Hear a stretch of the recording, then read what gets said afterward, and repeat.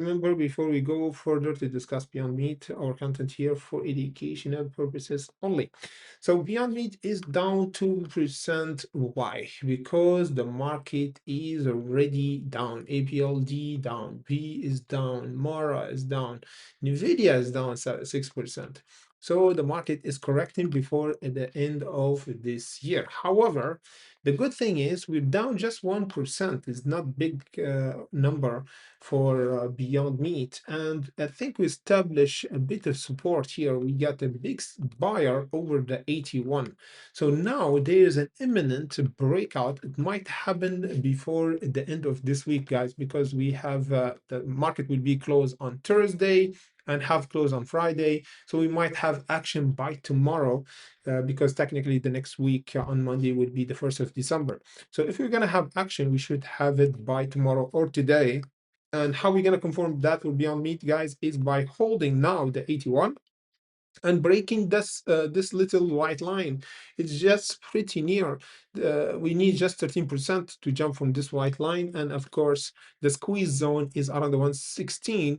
Will give us the squeeze, the first sign of squeeze, or the first level that the short seller will cover up for a squeeze. So we're missing 35% in total here in order to squeeze. So if you see 35% precisely for Beyond Meat, it means the squeeze has started and the buyers just bought over the 81. So the 81, if we held it by today and tomorrow and broke this white line and test the orange line, would be game over, at least for the short sellers, because they will start to cover up for Beyond Meat, and this will give us a parabolic price action, 35% for the first squeeze, and other almost another 30% for the second squeeze, around almost the $2 for Beyond Meat. Right now, the volume is picking up almost 10 million, not bad. We got